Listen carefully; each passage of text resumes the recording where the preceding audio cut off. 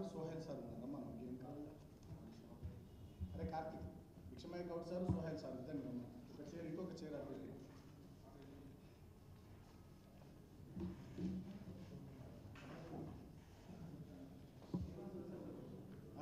సోహెల్ భాయ్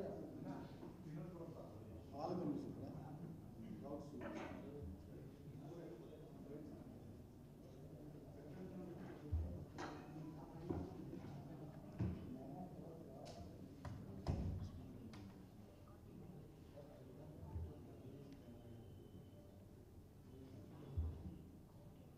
door పెట్టేస్తారా ఉన్నారా అది అటు సైడ్ ఉన్నారా కొంచెం దగ్గరే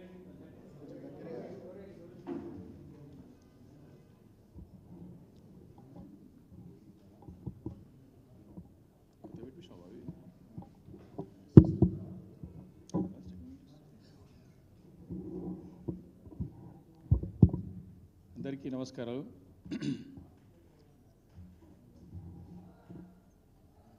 మరి మొదటి నుండి కూడా మరి ముఖ్యమంత్రిగా బాధ్యతలు చేపట్టినటువంటి రేవంత్ రెడ్డి గారి యొక్క నిర్ణయాల వెనకాల చాలా స్పష్టంగా వాల్యూమ్ మొదటి నుండి కూడా మరి ముఖ్యమంత్రి రేవంత్ రెడ్డి గారు తీసుకున్న నిర్ణయాల వెనకాల అనుభవ రాహిత్యం, అవగాహన రాహిత్యం, అనాలోచిత మరి నిర్ణయాలని స్పష్టంగా కనపడతా ఉన్నాయి. వారు ఏ నిర్ణయం తీసుకున్నా సరే అవన్నీ కూడా వారికి బూమరాంగ్ అవుతూ మరి ఆ నిర్ణయాల వెనకాల మరి దానికి సంబంధించినటువంటి మరి స్టేక్ హోల్డర్స్ ఎవరే కానీ, అటు విద్యార్థులు కానీ, అటు కార్మికులు కానీ, వ్యవసాయం పైన ఆధారపడేటువంటి మరి వ్యవసాయదారులు కానీ అందరూ కూడా వారు తీసుకున్న నిర్ణయంతో ఇబ్బంది పడుతున్నటువంటి సంగతి మన గత 5-6 నెలల నుంచి మనం చూస్తూ ఉన్నాం.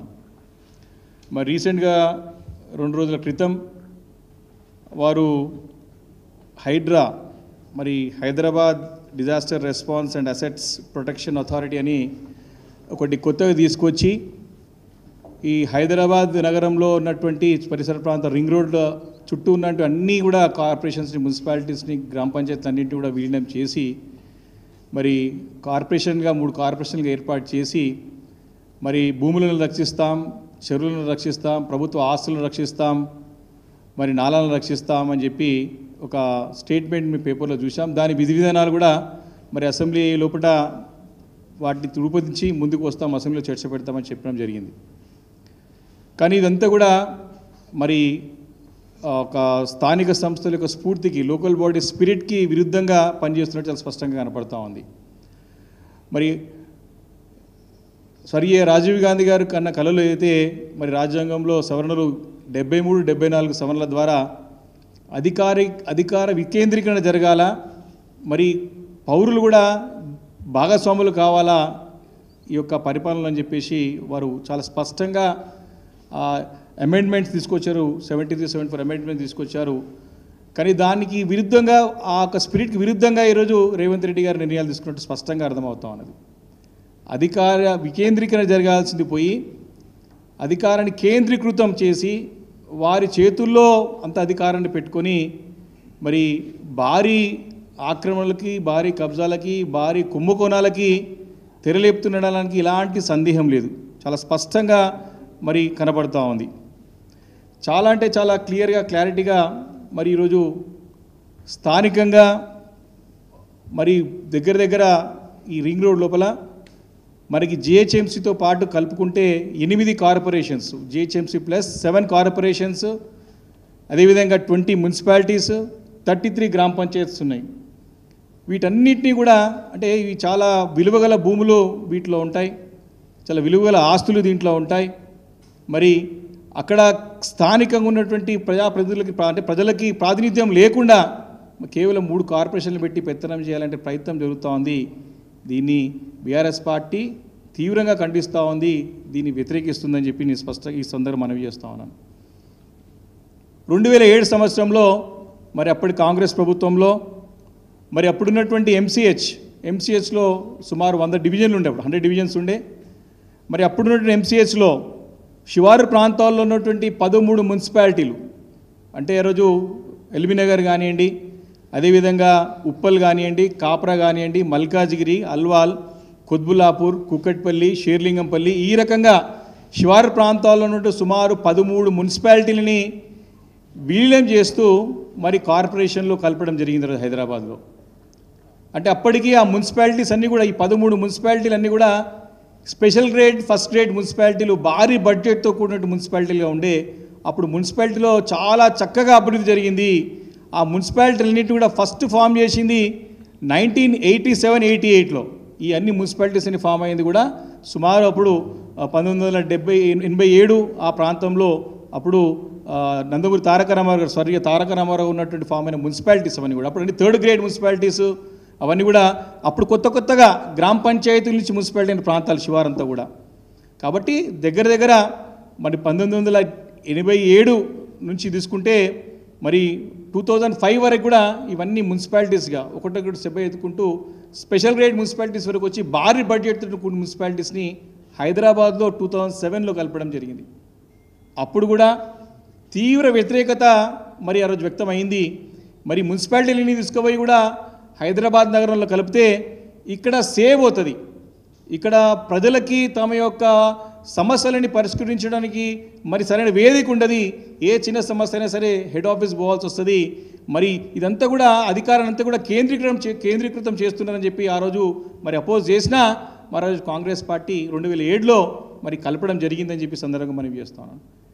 2007 నుంచి స్టార్ట్ అయితే 2016 వరకు నరక యాతన మరి శివారు ప్రాంతాల్లో ప్రజలు ఇబ్బంది పడిన పరిస్థితి పనిచేస్తూ ఉన్నాను. ఇవన్నీ మున్సిపాలిటీస్లో మరి అప్పటి వరకు 2007 వరకు వేగవంతంగా జరిగిన అభివృద్ధి అంతా కూడా కుంటుపడిపోయి ఏ చిన్న సమస్య అయినా సరే అటు మ్యాన్హోల్ రిపేర్ కానీ, ఒక స్ట్రీట్ లైట్ వేయడం కానీ, ఒక వాటర్ లైన్ వేయడం కానీ, ప్రతి చిన్నదానికి కూడా మరి కేంద్ర కార్యాలయం హైదరాబాద్ నగరానికి రావాల్సిన పరిస్థితి. దీంట్లో ఎవరు ప్రత్యక్షంగా ఇబ్బంది పడ్డారు, ఎవరు నష్టపోయారంటే ప్రజలు నష్టపోయినారు, పౌర సంఘాలు నష్టపోయినారు, రెసిడెన్స్ వెల్ఫేర్ అసోసియేషన్స్ నష్టపోయినారు, సీనియర్ సిటిజన్స్ నష్టపోయినారు. చాలా అంటే చాలా ఇబ్బందికరమైన పరిస్థితుల్లో మరి ఆ రోజు చూసినాం. మేము కూడా మా ప్రాంతానికి చెందిన వాళ్ళం కాబట్టి చాలా అంటే చాలా కష్ట నష్టాలతో కూడుకొని మెల్లిమెల్లిగా ముందుకు పోయి మళ్ళీ బీఆర్ఎస్ ప్రభుత్వం వచ్చిన తర్వాత ఆ రోజు కేటీఆర్ గారు బాధ్యత చేపట్టిన తర్వాత 2016లో ఆ సర్కిల్స్ని పెంచుకొని, జోన్స్ పెంచుకొని, ఈ యొక్క సర్కిల్స్లో అప్పుడు డిప్యూటీ కమిషనర్ అంటే డమ్మీ కమిషనర్గా ఉంటామండి. అప్పటి వరకు పవర్ఫుల్ ఉన్నటువంటి కమిషనర్ సర్కిల్స్ ఉంటారో వారిని హోదాని డిప్యూటీ కమిషనర్ చేసి ఏం అధికారాలు లేకుండా ఇబ్బందికర పరిస్థితి ఉండే, డమ్మీ కమిషనర్స్ ఉండే. తర్వాత 2016లో ఈ సర్కిల్స్ అన్నింటిని, మున్సిపల్ సర్కిల్స్ అన్నింటినీ కూడా బలోపేతం చేసి, జోనల్ సిస్టమ్ని బలోపేతం చేసి, వారికి అధికారాలు ఇచ్చి మెల్లిమెల్లిగా అభివృద్ధి చేసుకుంటూ మరి మొన్నటి వరకు కూడా ముందుకు వచ్చాం. మరి వాటి ఫలితమే చక్కగా పనిచేసాం. కాబట్టే మొన్న గ్రేట్ హైదరాబాద్లో అన్ని సీట్లు ఒకటే ఒక సీట్ తప్ప మరి అన్ని సీట్లు కూడా మేము గెలుచుకోగలిగాం, చాలా భారీ మెజార్టీతో గెలుచుకోగలిగినాం. అంటే మా పనితీరు మరి బేస్గా ఉండని కాబట్టే ప్రజలు మరి మమ్మల్ని ఆ రోజు ఆశీర్వదించి మాకు మంచి అవకాశం ఇచ్చి మళ్ళీ గెలిపించారు, మంచి మెజార్టీతో ఇచ్చారు మాకు శాసనసభ్యులకు అందరికీ కూడా. కానీ దీంట్లో చాలా ఇంకా కూడా మేము దీన్ని మెరుగుపరచాల్సిన అవసరం ఉండే, దీన్ని ఇంకా కూడా డెవలప్ చేయాల్సిన అవసరం ఉండే, ఇంకా దీని లోటుపాట్లు ఉన్నాయి, సరిదిద్దాల్సిన అవసరం ఉండే. సరిదిద్దే ప్రయత్నంలో భాగంగా మరి ఇప్పుడు కొత్త ప్రభుత్వం వచ్చింది. మరి దాన్ని గురించి మరి ఎవరైనా వింటారా, ఎవరైనా మాట్లాడతారా? ఈ శాఖ బాధ్యతలు చేపడుతున్నటువంటి ముఖ్యమంత్రి గారు దీనిపైన దృష్టి కేంద్రీకరిస్తారా? స్థానిక ప్రజాప్రతినిధుల యొక్క వారి యొక్క అనుభవాలని కానివ్వండి, వారి యొక్క వినపాలని కానీ వినే పరిస్థితుల్లో ఉన్నారా అనే ప్రశ్న ఇక్కడ ఉత్పన్నమవుతూ ఉన్నది. స్ట్రేట్గా వారు వచ్చి ఇప్పుడున్న జిహెచ్ఎంసీయే చాలా కష్టంగా ఉన్నది. మొన్న వెళ్ళిన కౌన్సిల్ మీటింగ్లో కార్పొరేటర్స్ అందరూ నానా గందరగోళం చేస్తూ ఉన్నారు. ఒక మ్యాన్హోల్ కవర్ కావాలంటే మేము హెడ్ ఆఫీస్ రావాల్సి వస్తూ ఉందని చెప్తారు. ఇప్పటికే పరిస్థితి అయోమయంగా ఉన్న తరుణంలో మళ్ళీ కొత్త ప్రతిపాదన హైడ్రా అని తీసుకొస్తూ ఉన్నారు. మొత్తం రింగ్ రోడ్ అంతా కూడా తీసుకొచ్చేసి రింగ్ రోడ్ అన్ని స్థానిక సంస్థలు తీసుకొచ్చి కలుపుతా అని చెప్తా ఉన్నారు. చాలా అంటే చాలా ఈరోజు ఎంత ఘోరమైన పరిస్థితి ఉందంటే, ఈరోజు కొత్త ప్రభుత్వం వచ్చిన తర్వాత అన్ని చెరువులలో గుర్రపు డెక్క, దోమల బెడద పెరిగిపోయింది. ఈరోజు వ్యాధులు పెరిగిపోతూ ఉన్నాయి, పట్టించుకునే నాదుడే లేడు. ఈరోజు విష జ్వరాలు వస్తూ ఉన్నాయి నగరంలో. చాలా అంటే చాలా ఘోరమైన పరిస్థితి ఉన్నది.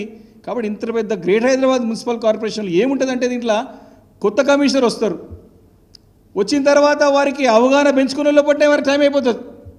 ఇంత పెద్ద కార్పొరేషన్లో ఒకటే కమిషనర్ ఉంటారు. మరి వారికి మొత్తం ఈ పరిసర మొత్తం 150 డివిజన్లలో ఏ డివిజన్ ఎక్కడ ఉంటుంది, ఏ డివిజన్ లేదు, అంత ఒకటే ఒక సమస్య ఉండదు. రకరకాలైన సమస్యలు డిఫరెంట్ ఇష్యూస్ ఉంటాయి. ఒక్కొక్క ఏరియాలో ఒక్కొక్క ఇష్యూస్ ఉంటాయి. అవి వారికి అర్థమయ్యే లోపలనే వారికి పుణ్యకాలం అయిపోతుంది. 2.5 years అయిపోతారు. మళ్ళీ కొత్త కమిషనర్ వస్తారు, మళ్ళీ కొత్తగా స్టార్ట్ చేస్తారు. ఇది ఈ డ్రాబ్యాక్.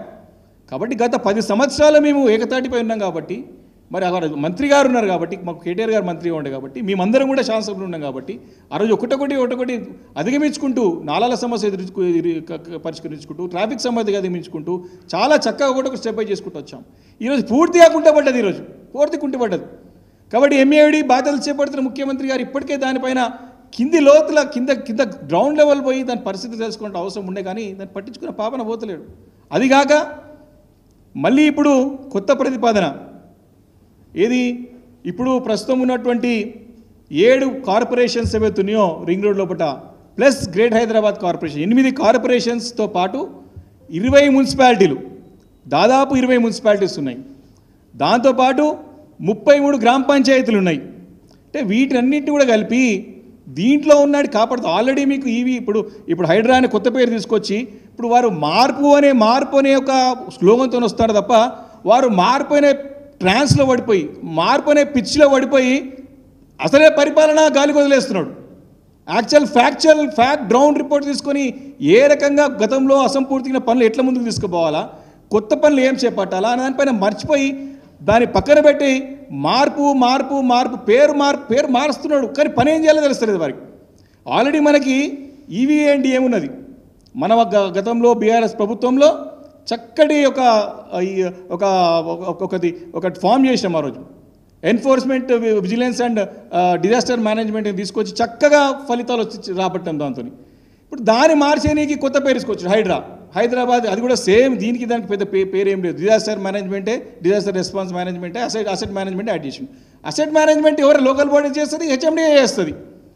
కాబట్టి మళ్ళీ కొత్త డ్రామా, హైడ్రా అనేది కొత్త డ్రామా. ఇది కేవలము ఇదంతా కూడా చూస్తూ ఉంటే వారి యొక్క ఆలోచన మరి స్పష్టంగా కనపడుతుంది. అంటే వారి అవగాహన రాహిత్యం, వారి యొక్క అనాలోచితం, అంటే తెలిసిపోతున్నారు. ఎలాంటి ఆలోచన లేకుండా, అనుభవం లేకుండా తీసుకున్న నిర్ణయాలు ఇవి.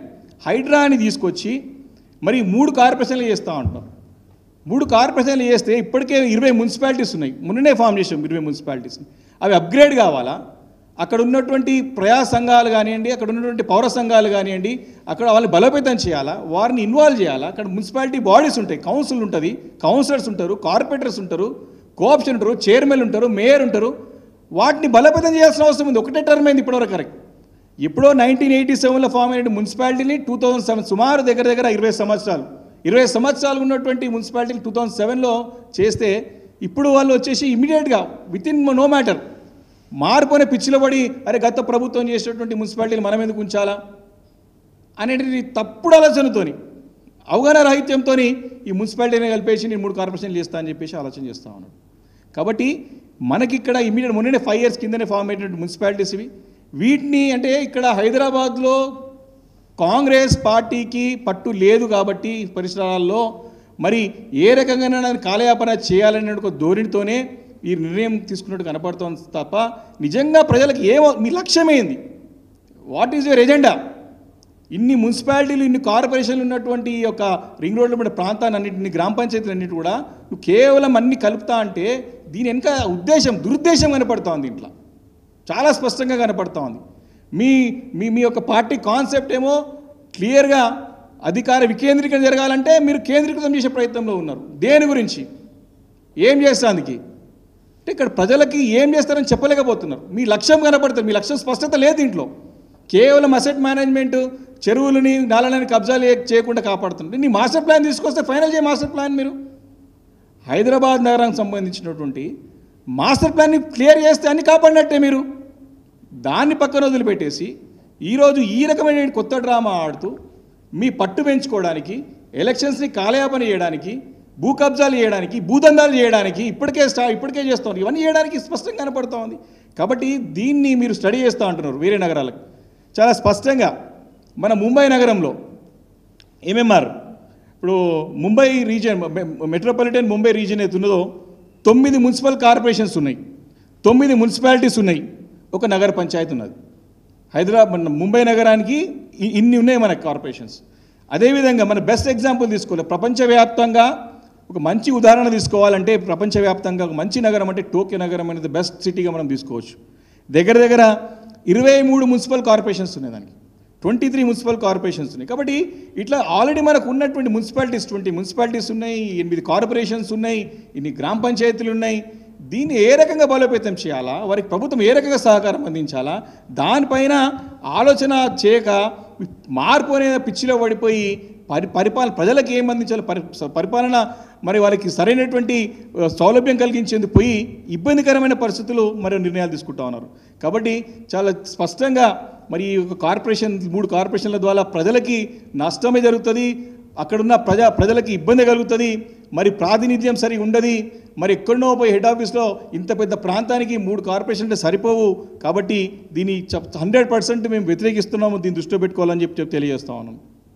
ఇంత ఘోరమైన పరిస్థితి అంటే ఈరోజు హైదరాబాద్ నగరం రోజు రోజుకి హైదరాబాద్ ఒక ఇమేజ్ పడిపోతా ఉంది. అసలు ఇప్పటికే అసలు వరల్డ్ క్లాస్ సిటీగా మంచిగా అసలు ఎంత పెద్ద ఎత్తున రియల్ ఎస్టేట్ వ్యాపారం జరుగుతూ ఉండనంటే ఈరోజు వేరే నగరాల నుంచి వేరే రాష్ట్రాల నుంచి వచ్చి పెద్ద ఎత్తున ఇక్కడ మనకి అనేక ప్రాజెక్ట్స్ వచ్చినాయి. కానీ వీళ్ళు వచ్చిన 7 నెలల నుంచి వారు కొత్త అనుమతులు ఇవ్వకపోగా పాత అనుమతులు వచ్చినానికి కూడా ఇబ్బంది పెట్టే పరిస్థితి ఉంది ఈరోజు హైదరాబాదులో. ఇప్పటికే రియల్ ఎస్టేట్ ఎవరిని చిన్న, ఎందుకంటే తెలంగాణ రాష్ట్రం అంతా కూడా రాష్ట్రానికి హైదరాబాద్ గుండెకాయ, 1 కోటి జనాభా ఉంటారు. ఇక్కడి నుంచే చాలామంది ఇక్కడికి గ్రామాల్లో చుట్టుపక్కల ఇక్కడనే కాక వేరే నగరాల నుంచి వేరే రాష్ట్రాలు వచ్చి ఇక్కడ వ్యాపారాలు చేసుకుంటూ తమ తమ రోజువారీ యొక్క కార్యక్రమాలు జరుపుతూ ఉంటారు. కానీ ఈరోజు పరిస్థితి ఏంది? ఈరోజు హైదరాబాద్ గ్రేటర్ రింగ్ రోడ్లో ఉన్నటువంటి ఏ చిన్న గ్రామంలో వెళ్ళినా, ఏ చిన్న ప్రాంతంలో వెళ్ళినా, ఈరోజు హైదరాబాద్ నగరమే కాదు తెలంగాణ రాష్ట్ర వ్యాప్తంగా ఏ జిల్లా హెడ్ క్వార్టర్ పోయినా, ఏ మున్సిపాలిటీ పోయినా ఈరోజు ఏమి కొనుగోలు లేవు, అమ్మకాలు లేవు, చాలా అట్లా తటస్థంగా ఉండిపోయినది. అంటే ప్రభుత్వం ఎందుకు దీన్ని ఇంకా కూడా మరి టైంపాస్ చేయబోతుంది, ఎందుకు దీన్ని విస్మరిస్తుందో అర్థం కాని పరిస్థితి ఉంది ఈరోజు. చాలా అంటే చాలా బాధాకరమైన విషయం. ఎంత బాధ అంటే అసలు ఏం ట్రాన్సాక్షన్స్ లేవు, ఏం లేవు, చాలా అంటే చాలా ఇబ్బంది పడుతూ ఉన్నారు. దానిపైన మరి అనుమతులు ఇవ్వకుండా కూడా ఇబ్బంది, పాత అనుమతులకు మరి ఆక్యుపెన్సీ సర్టిఫికెట్లు ఇవ్వకుండా వారిని ఇబ్బంది పెట్టే పరిస్థితి. కాబట్టి రియల్ ఎస్టేట్ ఘోరంగా పడిపోయి ఈరోజు చాలా ఇబ్బంది పడుతూ ఉన్నారు. హైదరాబాద్ ఖ్యాతి అంతా కూడా మరి పడిపోతూ ఉంది రోజు రోజుకి. మరి ముఖ్యమంత్రి గారేమో మా పాలన బాగుంది, చాలా బాగుంది అనుకుంటా ఉన్నారు. ఒక్కసారి నేను ముఖ్యమంత్రి గారిని కోరుతా ఉన్నా, వారు తెలుసుకోవాలి వాస్తవాలు, గ్రౌండ్ రియాలిటీ తెలుసుకోవాలా. మీ ఇంటెలిజెన్స్ పెట్టుకొని చేసుకుంటారా, మీ సీక్రెట్ ఏజెన్సీ పెట్టి తెలుసుకుంటారా, లేక మీకున్నటువంటి పరిచయాల ద్వారా, మీకున్నటువంటి స్నేహితుల ద్వారా పోయి తెలుసుకుంటారా? లేకపోతే నా రిక్వెస్ట్ ఏంటంటే మీరు మారు వేషంలో పోయి, నా రిక్వెస్ట్ మీరు, ఎందుకంటే హైదరాబాద్ నగరం రోజు రోజుకి ఇట్లా వ్యాపారం పడిపోయి ఇబ్బంది పడే పరిస్థితి ఉంది. హైదరాబాద్ కానీ తెలంగాణ రాష్ట్రంలో అనేక గ్రామీణ వాతావరణం ఇదే పరిస్థితి. తిట్టుకుంటున్నారు ప్రభుత్వాన్ని. ఎంతోమంది కేసీఆర్ అని ఏముండారా, ఏం చేసిండో, మాకు అన్ని టైంకి వస్తుండే, కరెంట్ మంచిగా ఉండే, నీళ్ళు మంచిగా ఉండే, ఏమో టైం పెన్షన్లు వస్తుండే, అన్నీ ఇచ్చిండు, అన్నీ వస్తుండే, రైతులు అన్నీ వస్తుండే, ఇదేం కర్మరాబోయని బాధపడుతుంది. ఒక్కసారి నా రిక్వెస్ట్ ఏంటంటే రేవంత్ రెడ్డి గారిని మారు వేషంలో గ్రామీణ వాతావరణం కొంచెం పోయిరండి, హైదరాబాద్ చుట్టుపక్కల పోయిరండి, జస్ట్ పోయి చూసి వస్తే మీకు తెలుస్తుంది, ఎవరేమనుకుంటారో తెలుస్తుంది. మా బాధ ఏంటంటే అధికారం ఉంటుంది, పోతుంది, అది ఇబ్బంది లేదు. కానీ ప్రజలకు ఇబ్బంది కలగకుండా నగరానికి ఒక ఇమేజ్ పెంచే విధంగా మీరు ప్రయత్నం చేయాలి తప్ప దిగజార్చే ప్రయత్నం జరుగుతూ ఉంది. మీరు చేసే పనుల ద్వారా దుష్పరిణామాలు ఇవన్నీ కూడా ఇవి రిజల్ట్స్ వస్తూ ఉన్నాయి. కాబట్టి దీన్ని మీరు దృష్టిలో పెట్టుకోవాలని చెప్పి కోరుతా ఉన్నా. ఈరోజు లా అండ్ ఆర్డర్ కూడా మీరు పెట్టుబడులకైతే అగ్రగామిగా ఉండే హైదరాబాద్ నగరం. అప్పుడు ప్రతి నెల ఒక కొత్త కంపెనీ వస్తూ ఉండే, ప్రతి నెల కొత్త ఇన్వెస్ట్మెంట్ వస్తూ ఉండే, రేజింగ్లు ఉంటుండే, మార్కెట్ అంతా కూడా సూపర్ మార్కెట్ ఉంటుండే. అసలు ప్రతి ఒక్కరు కూడా అప్రిషియేట్ చేస్తూ ఉండే. ఏ నగరం పోయినా Hyderabad is doing best city, ఎన్నో అవార్డులు అందుకున్నాం. 7-8 నెలల నుంచి ఏమైంది? అసలు అధికారం మారిపోగానే ఎట్లా ఉంటుందా? మన బెస్ట్ ఎగ్జాంపుల్ మనం బెంగళూరు తీసుకోవాలి. ఎవరే పార్టీ అధికారం ఉన్న గ్రాడ్యువల్ గ్రోత్ ఉంటుంది, ఫస్ట్ క్లాస్ మంచి అడ్మినిస్ట్రేషన్ నడుస్తుంది అక్కడ అంతా కూడా, ముంబై నగరం. కానీ మనకేమైంది ఇక్కడ?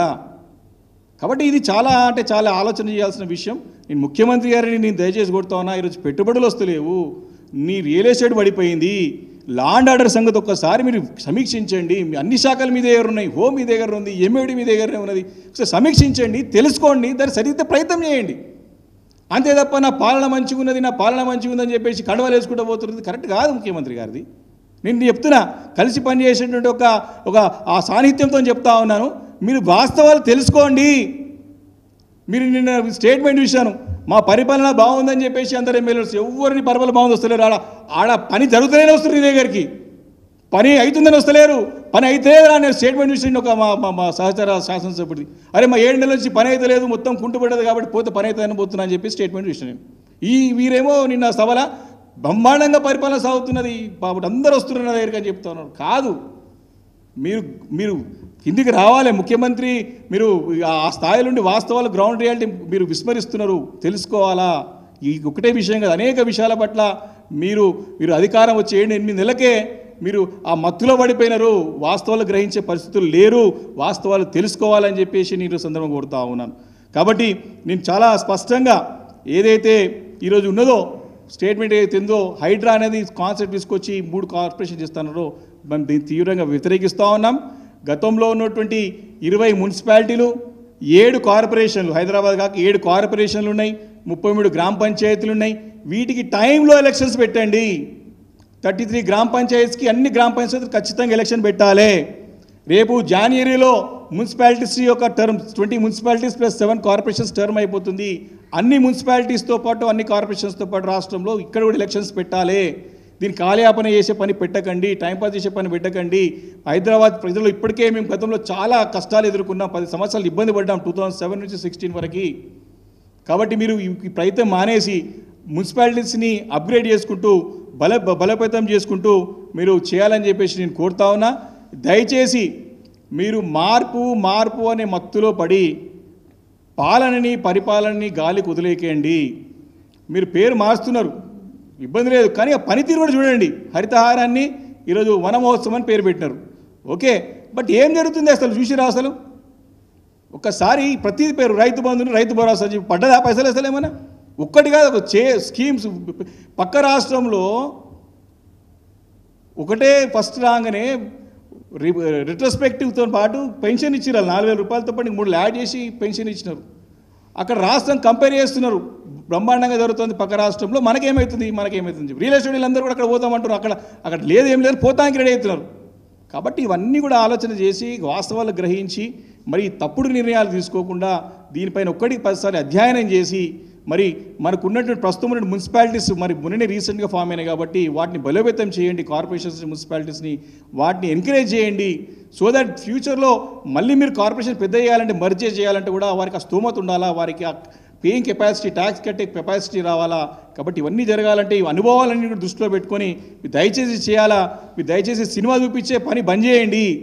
కొత్తగా 3D సినిమా ఏం స్క్రీన్ లేకుండా ఏం లేకుండా ఇక ముఖ్యమంత్రి గారు మాటలు చెప్తా ఉంటే కల్కి సినిమా పనికిరాదు, మనకి కల్కి సినిమా పనికిరాదు, 3D సినిమా వాటికి అద్దాలు చూసే అవసరం, అద్దాలు లేకుండా 3D మూవీ చూపిస్తున్నాడు. న్యూయార్క్ సిటీ చేసేస్తా అంటాడు, మహేశ్వరంలో పోయి న్యూయార్క్ సిటీ చేసేస్తాడు. న్యూయార్క్ సిటీ 200 సంవత్సరాలు పట్టింది కట్టనికి. న్యూయార్క్ సిటీ తలదన్నే విధంగా మహేశ్వరంలో సిటీ చేస్తా అంటాడు. మళ్ళీ ఇంకోటి ఏంది, శంషాబాద్లో మెడికల్ టూరిజం ల్యాబ్ పెడతారు, మెడికల్ టూరిజం హబ్ పెడతా అంటారు. అంటే ఏం చేస్తారు మెడికల్ టూరిజం శంషాబాద్లో ఎక్కడ చేస్తారు?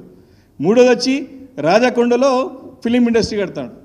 అంటే సినిమా తీయకుండానే సినిమా అంటే ఈ మామూలు సినిమా కూడా కాదు, 3D మూవీ చూపిస్తున్నాడు, 3 డైమెన్షనల్ మూవీ మనకు చూపిస్తున్నాడు. ఎట్లుందంటే ముఖ్యమంత్రి గారి ఉట్టికెక్కలేని వాడు స్వర్గానికి ఎగిరినట్టుంది. కాబట్టి గ్రౌండ్ రియాలిటీ తెలుసుకోండి. మేము గతంలో తీసుకున్న పనులు పూర్తి చేయండి. ఒక ఫ్లైఓవర్ ఓపెన్ చేయడానికి ఇబ్బంది పడుతూ ఉన్నారు. కాబట్టి దయచేసి గతంలో ఎన్నో ప్రభుత్వాలు వచ్చినాయి పోయినాయి.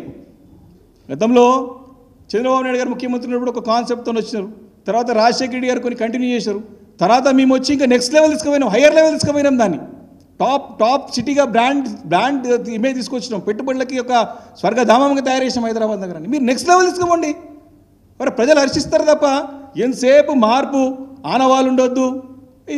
ఇది మంచి పద్ధతి కాదు, మంచి పరిణామం కాదు. ప్రజాస్వామ్యంలో this is not a good practice. కాబట్టి మీరు పరిపాలన పైన దృష్టి పెట్టి హైదరాబాద్ ఇమేజ్ కాపాడుతూ అటు రాష్ట్రాన్ని కూడా ముందుకు తీసుకెళ్లే ప్రయత్నం చేయాలి తప్ప మీరు ఇవన్నీ మానుకొని అందరి యొక్క అభిప్రాయాలు తీసుకొని అందరి అనుభవం ఉన్నటువంటి నాయకులు కానీ అధికారుల యొక్క మీరు ఒపీనియన్ తీసుకొని మీరు స్టెప్స్ చేయాలని చెప్పి కోరుతా ఉన్నాను. బట్ ఈ రైట్ టైం ఇప్పుడైతే ఇమీడియట్గా మాత్రం ఈ హైడ్రా అనేది పెట్టండి, మీరు పేరు మార్చి పెట్టండి, కానీ మర్జింగ్ది మాత్రం మేము తీవ్రంగా వ్యతిరేకిస్తున్నామని చెప్పి ఈ సందర్భంగా మనవి చేసుకుంటూ థ్యాంక్ యూ, సెలవు తీసుకుంటాం.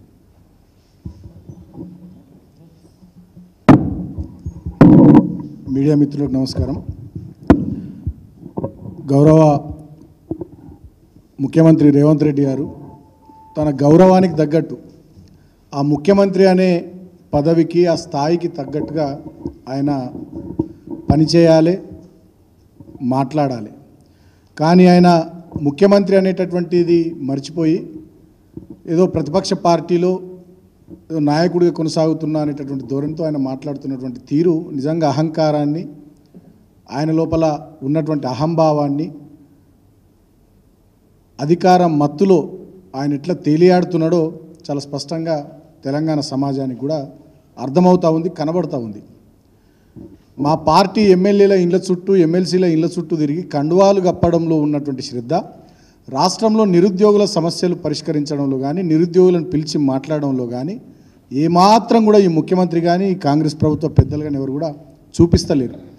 ఇంకా దుర్మార్గం ఏంటంటే ఇప్పుడే చాలా వీడియోలు, ఫోటోలు సోషల్ మీడియాలో చూస్తూ ఉన్నాం. సెక్రటరియట్ ఏరియా చుట్టూ, మొత్తం సచివాలయం చుట్టూ మొత్తం పోలీసుల రక్షణ, వేలాది మంది పోలీసులతో సచివాలయాన్ని వాళ్ళే దిగ్బంధించుకున్నారు.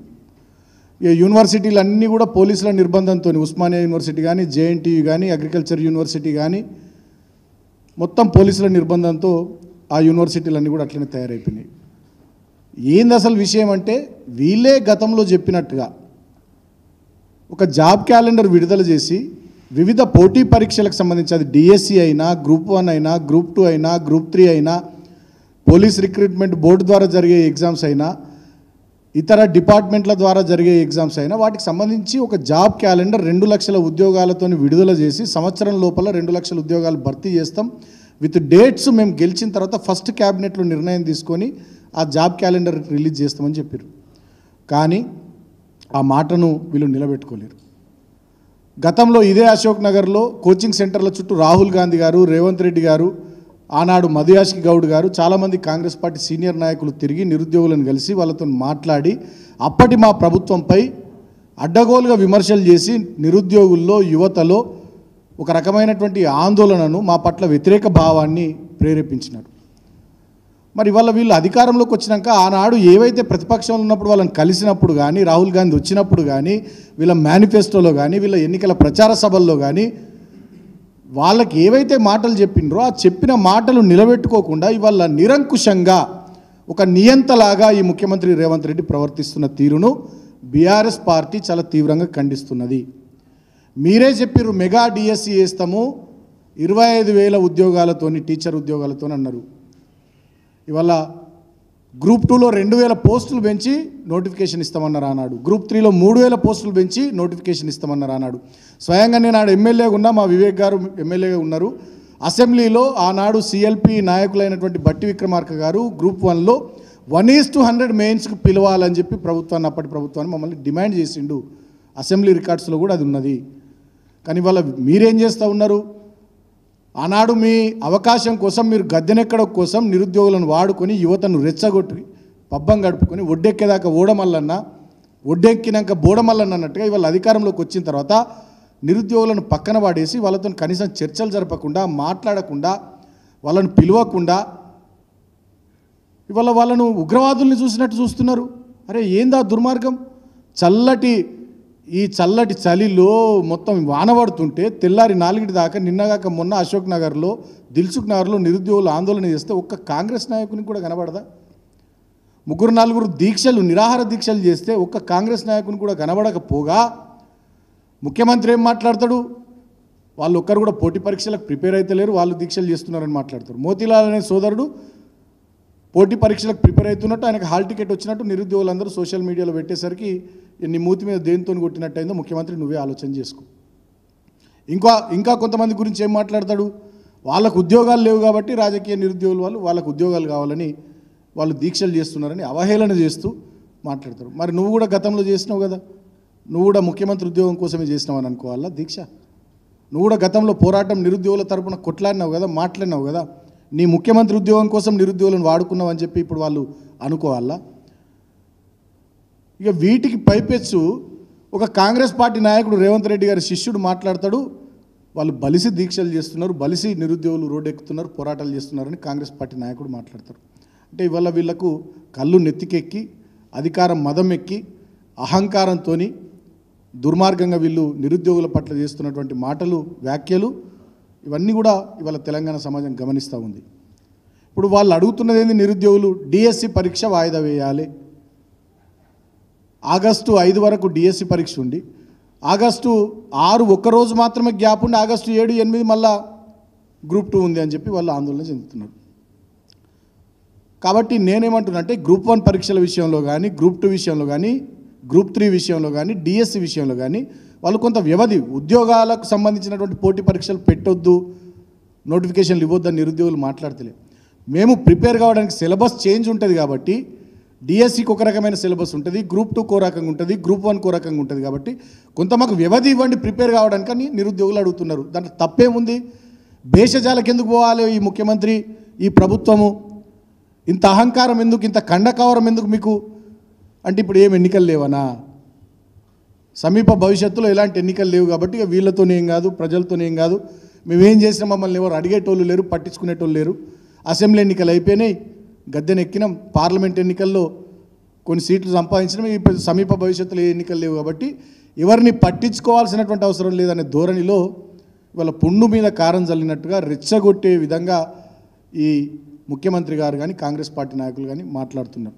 ఇవాళ సచివాలయ ముట్టడికి నిరుద్యోగులు పిలుపునిస్తే రాష్ట్ర వ్యాప్తంగా మా బీఆర్ఎస్ పార్టీ విద్యార్థి విభాగ నాయకులను ఇళ్లకు పోయి అరెస్ట్ చేస్తూ ఉన్నారు, యూనివర్సిటీలో హాస్టళ్లకు పోయి అరెస్ట్ చేస్తూ ఉన్నారు. తర్వాత మొత్తం సచివాలయాన్ని పోలీసులు వేలాది మంది పోలీసులతో దిగ్బంధించారు, యూనివర్సిటీలన్నీ దిగ్బంధించారు.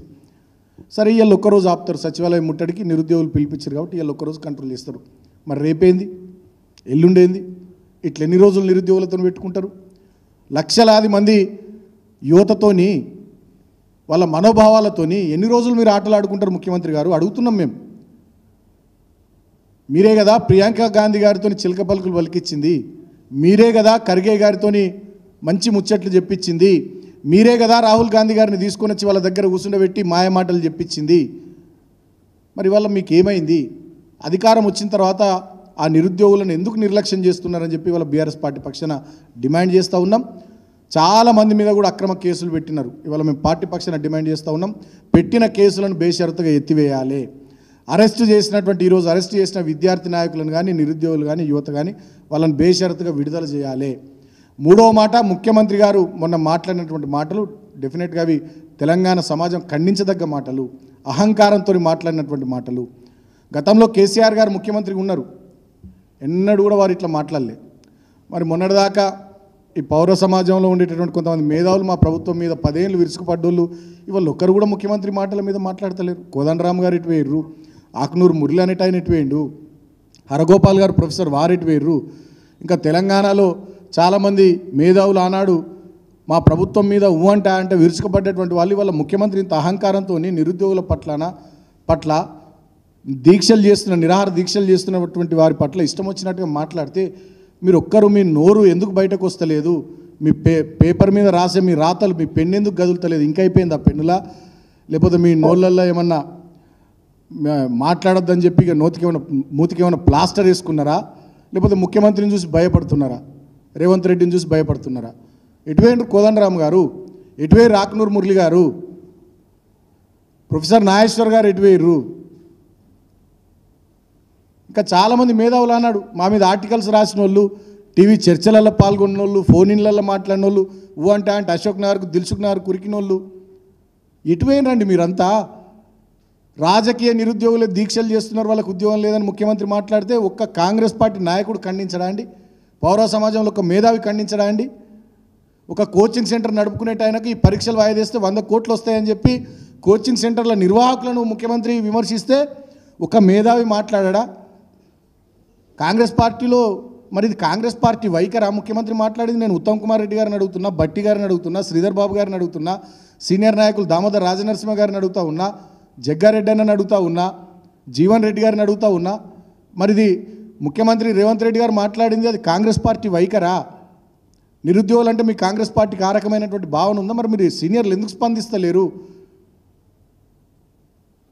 నిరుద్యోగుల మీద కేసులు పెడుతుంటే, వాళ్ళని గొడ్ల నీడ్చినట్టు ఈడ్చి పోలీస్ వ్యాన్లలో వారేస్తుంటే కాంగ్రెస్ పార్టీ సీనియర్ నాయకులు ఏం చేస్తున్నారు? పౌర సమాజంలో ఉన్న మేధావులు ఏం చేస్తున్నారు? ఇంత నియంతృత్వంగా నిరంకుశంగా రేవంత్ రెడ్డి దుర్మార్గం చేస్తూ ఉంటే ఎందుకు తెలంగాణ సమాజం గొంతెత్తుతలేదు? కానీ మేము మాత్రం ఒక విషయం స్పష్టంగా ఇవాళ నిరుద్యోగులకు కూడా విజ్ఞప్తి చేస్తూ ఉన్నాం, తెలంగాణ సమాజానికి విజ్ఞప్తి చేస్తూ ఉన్నాం. ఎవరు మీ వెనక ఉన్నా లేకున్నా కేసీఆర్ గారు, బీఆర్ఎస్ పార్టీ డెఫినెట్గా మేమంతా మీ వెనుకుంటాం. మీ పక్షాన ఈ ప్రభుత్వ నియంతృత్వ వైఖరి మీద కొట్లాడతాం, మీకోసం అండగా నిలబడతాం. ఇప్పటికీ మా వర్కింగ్ ప్రెసిడెంట్ గారు నిన్ననే చెప్పినారు, రాబోయే అసెంబ్లీ సమావేశాల్లో డెఫినెట్గా అసెంబ్లీ సమావేశాల్లో నిరుద్యోగుల పక్షాన బీఆర్ఎస్ ప్రధాన ప్రతిపక్షంగా గొంతెత్తుతుంది, గలం విప్పుతుంది. మీ పక్షాన ఖచ్చితంగా నిలబడతామని చెప్పి నిన్ననే మా వర్కింగ్ ప్రెసిడెంట్ కేటీఆర్ గారు చెప్పారు. క్షేత్రస్థాయిలో కూడా మీరు ఎలాంటి ఆందోళనలు చేసినా, కార్యక్రమాలు చేసినా ఇప్పటికే మా బీఆర్ఎస్ పార్టీ విద్యార్థి విభాగం మీకు అండగా నిలబడుతుంది. రాబోయే ఒక 4-5 రోజుల్లో ఇదే తెలంగాణ భవన్లో బీఆర్ఎస్ పార్టీ విద్యార్థి విభాగం డెఫినెట్గా ప్రతినిధుల సమావేశాన్ని కూడా పెట్టుకుందామని చెప్పి నిన్ననే కేటీఆర్ గారు, మా వర్కింగ్ ప్రెసిడెంట్ గారు మాకు ఆదేశం ఇచ్చినారు. సో దాంట్లో కూడా రాబోయే రోజుల్లో నిరుద్యోగుల పక్షాన ఏ రకమైనటువంటి కార్యక్రమాలు తీసుకోవాలి, మీకు ఎట్లా అండగా ఉండాలి, ఈ ప్రభుత్వం మెడలు వంచడానికి మేమేం చేయాలనేటటువంటిది కూడా దిశానిర్దేశం తెలంగాణ భవన్ వేదికగా వారు చేస్తామని చెప్పి కూడా నేను చెప్పినారు. రాబోయే 4-5 రోజుల్లో కూడా ఆ సమావేశం పెట్టుకుంటామని కూడా మేము నిరుద్యోగులకు, యువతలకు విజ్ఞప్తి చేస్తూ ఉన్నాం. మీరు ఎవరు అధైర్యపడద్దు, గట్టిగా ఉండండి, మొండిగా ఉండండి. డెఫినెట్గా మీ వెనుక బీఆర్ఎస్ పార్టీ ఉంటుంది. ఈ ప్రభుత్వం మెడలు వంచుదాం. ప్రభుత్వం గతంలో చెప్పినట్టుగా జాబ్ క్యాలెండర్ 2 లక్షల ఉద్యోగాలకు సంబంధించి విడుదల చేసేటట్టుగా ప్రభుత్వం మీద ఒత్తిడి తీసుకొద్దాం. డిఎస్సి విషయంలో గ్రూప్ 1, గ్రూప్ 2, గ్రూప్ 3 విషయంలో కానీ మిగతా కొన్ని ఉద్యోగాలకు సంబంధించి అపాయింట్మెంట్ ఆర్డర్లు ఇచ్చి వాళ్ళకు పోస్టింగ్లు ఇవ్వనటువంటి పరిస్థితుల మీద కానీ ఇతర అన్ని విషయాల పట్ల డెఫినెట్గా నిరుద్యోగుల పక్షాన మా పార్టీ నిలబడుతుంది. మా విద్యార్థి విభాగం ఆధ్వర్యంలో నిజంగా మేము చాలా సీరియస్గా కమిట్మెంట్తో మీతో పనిచేస్తాం. ఇప్పటికైనా నేను తెలంగాణలో ఉండే మేధావులు, గతంలో మా ప్రభుత్వంపై ఒంటి కాలు మీద లేచిన వాళ్ళు, అంటే ఇక ఉరికొచ్చిన వాళ్ళు, ఇవాళ మీరు కూడా గొంతులు విప్పాలి, గలాలు విప్పాలి. మీ నోళ్ళు ఎందుకు మూగబోతున్నాయి, మీరు ఎందుకు మాట్లాడతలేరు, ఈ జరుగుతున్నటువంటి పరిస్థితులు, దారుణాలు, దుర్మార్గాలు మీ కళ్ళకు కనబడతలేవా? ఇవాళ నిరుద్యోగులు మాట్లాడితే వాళ్ళని కొంతమంది పెయిడ్ ఆర్టిస్టులను మాట్లాడుతున్నారు కాంగ్రెస్ వాళ్ళు. మరి ఇదే నిరుద్యోగులు మీ చుట్టూ కూడా వచ్చారు కదా, మీరు ఎందుకు మాట్లాడతలేదు? కోదండరామ్ గారు, ఆక్నూరు మురళి గారు, నాగేశ్వర్ గారు, ఇటువైరు మీరంతా. దయచేసి పౌర సమాజం కూడా, తెలంగాణలో ఉండేటటువంటి బుద్ధిజీవులు, పౌర సమాజం మేధావులందరూ కూడా ఈ నిరుద్యోగుల సమస్యలకు సంబంధించి వాళ్ళు చేస్తున్నటువంటి పోరాటానికి మద్దతుగా అందరూ కూడా బయటకు రావాలి, మాట్లాడాలి.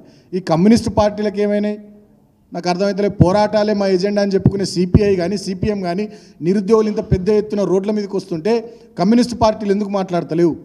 మేము అడుగుతూ ఉన్నాం, మీకు బాధ్యత లేదా? మీకు న్యాయం అనిపిస్తుందా ముఖ్యమంత్రి మాట్లాడే మాటలు? కాంగ్రెస్ పార్టీ నాయకులు చేసేటటువంటి విమర్శలు, నిరుద్యోగుల ఆత్మస్థైర్యాన్ని దెబ్బతీసేటట్టుగా వాళ్ళు చేస్తున్నటువంటి వ్యాఖ్యలు మీకు కరెక్ట్ అనిపిస్తున్నాయా? కమ్యూనిస్ట్ పార్టీలకు మేము కూడా అడుగుతూ ఉన్నాం. అందరం భుజం కలుపుదాం, చేయి కలుపుదాం. ఖచ్చితంగా మార్పు పేరిట అధికారానికి వచ్చి అధికారం మత్తులో ఊగుతున్నటువంటి రేవంత్ రెడ్డి ప్రభుత్వం కళ్ళు తెరిచేటట్టుగా, నిరుద్యోగుల పక్షాన ఇచ్చిన మాట నిలబెట్టుకునేటట్టుగా అన్ని ప్రజా సంఘాలు, అన్ని పౌర హక్కుల సంఘాలు, అందరు మేధావులు, అన్ని పార్టీలు నిరుద్యోగుల పక్షాన నిలబడాలి, వారితో కలిసి రావాలని చెప్పి సందర్భంగా మా పార్టీ తరఫున కూడా నేను పేరున విజ్ఞప్తి చేస్తూ ఉన్నా. Thank you.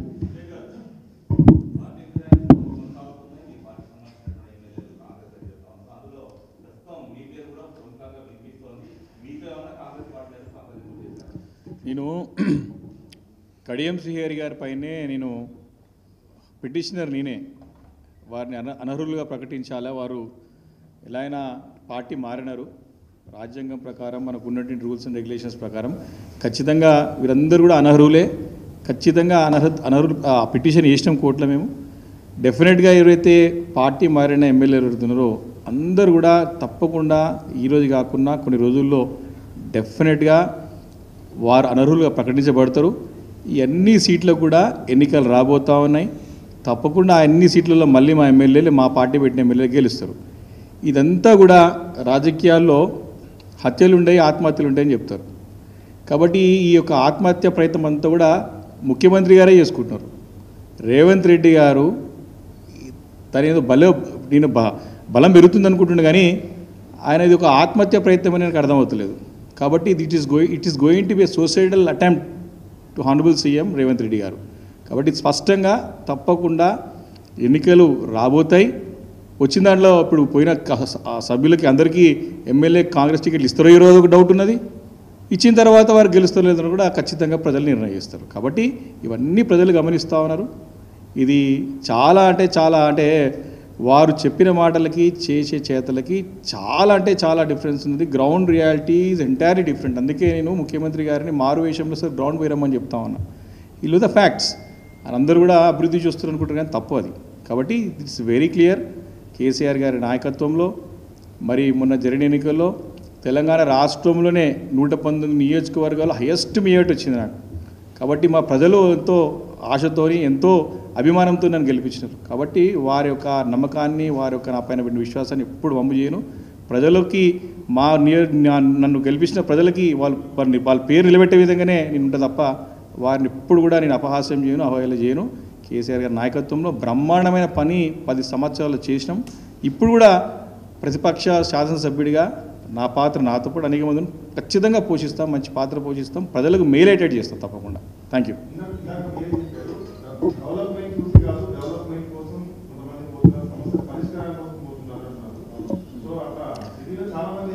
అయితే నేను చెప్పింది మీకు పాయింట్ అర్థం కాలేదు.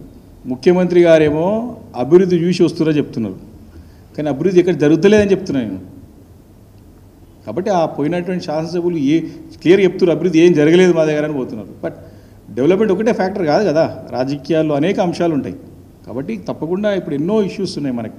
ప్రభుత్వం ఎన్నో 100 రోజుల్లో పచ్చి మోసం చేసి ఈరోజు అధికారంలోకి వచ్చింది కాంగ్రెస్ పార్టీ. ఈరోజు 100 రోజుల్లో అనేది ఎక్కడ పోయింది? ఈరోజు 100 రోజుల్లో 6 గ్యారంటీల్లో ఉన్నటువంటి 13 కాంపనెంట్స్ అమలు చేస్తా అని చెప్పినటువంటి రేవంత్ రెడ్డి గారు వారే కాక సోనియా గాంధీ గారితో అనౌన్స్ చేయించారు, రాహుల్ గాంధీ గారితో చెప్పించారు, ప్రియాంక గాంధీ గారితో బాండ్లు రాసి ఇచ్చినారు 100 రోజుల్లో.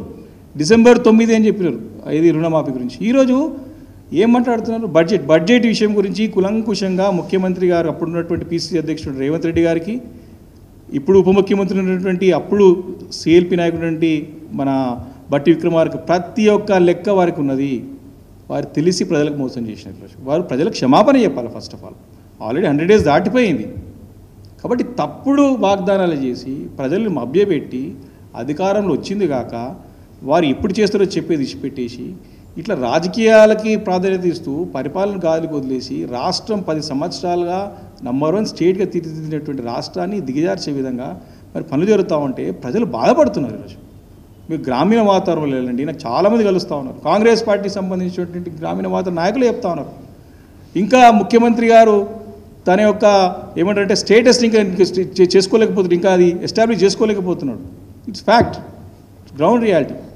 కాబట్టి దీన్ని తెచ్చుకొని వారికి ఇప్పుడు మేము గతంలో పనిచేసి మళ్ళీ చెప్తున్నారు, గతంలో పనిచేసి సానుభూతి ఉంది కాబట్టి మంచి అవకాశం వచ్చింది ముఖ్యమంత్రి గారికి నిరూపించుకోవాలి.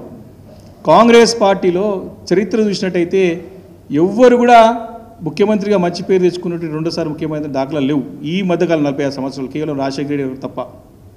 కాబట్టి అందరూ ముఖ్యమంత్రిలాగా మిగిలిపోతాడా కాంగ్రెస్ పార్టీలా, లేకపోతే మంచి ముఖ్యమంత్రిగా పేరు తెచ్చుకుంటాడా? సరే, అభివృద్ధి చేసిన తర్వాత సంక్షేమం తర్వాత అనేక అంశాల పట్ల రాజకీయ ఫలితాలు ఉంటాయి, ప్రజల ఆలోచన తీరు ఉంటుంది, అప్పుడున్న ఎమోషన్స్ బట్టి ఉంటుంది. కానీ 5 సంవత్సరాలు నీకు ఇచ్చిన అవకాశాన్ని సద్వినియోగపరుచుకొని ప్రజలకి ఏం హామీ ఇచ్చినావు నెరవేర్చు. వారికి ముఖ్యమంత్రి కావాలని కల ఉండే, ముఖ్యమంత్రి అయిపోయాడు. కానీ ముఖ్యమంత్రి అయిన తర్వాత ప్రజలకు ఏం చేయాలో స్పష్టత లేదు, స్పష్టంగా అర్థమవుతున్నది. ఒక అవగాహన లేదు, ప్రజలకు ఏమి చేయాలి అనే క్లారిటీ వారికి లేదు, రాష్ట్రానికి ఏం కావాలనేది వారికి క్లారిటీ లేదు. లేకుండా సరే తెలుసుకునే అవసరం ఉంది వారికి. గడిచిన 7-8 నెలల్లో గవర్నమెంట్ టేకాఫ్ సరిగ్గా కాలేదు. పక్క రాష్ట్రంతో కంపేర్ చేస్తూ ఉన్నారు, పక్క రాష్ట్రంలో బ్రహ్మాండంగా జరిగిందని చెప్తా ఉన్నారు, ఇక్కడ టేకాఫ్ సరిగ్గా కాలేదు. ఇప్పుడైనా సరే మీకు అవకాశం ఉంది సరిదిద్దుకునేది, ఆ ప్రయత్నం చేయండి అని చెప్తున్నాము, రాజకీయాలు మానుకోమని చెప్తా ఉన్నాం. కాబట్టి అది వారు తెలుసుకుంటే, విపక్షాల యొక్క గొంతుకని వారు పాజిటివ్నెస్తోని కన్స్ట్రక్టివ్ మెథడ్లు అర్థం చేసుకుంటే వారికి మంచిది, లేకు రాజకీయ కోణంలో ఆలోచన చేస్తే వారికి నష్టం. Thank you. సరిపోతుందా? మరి రీసెంట్గా 2 రోజుల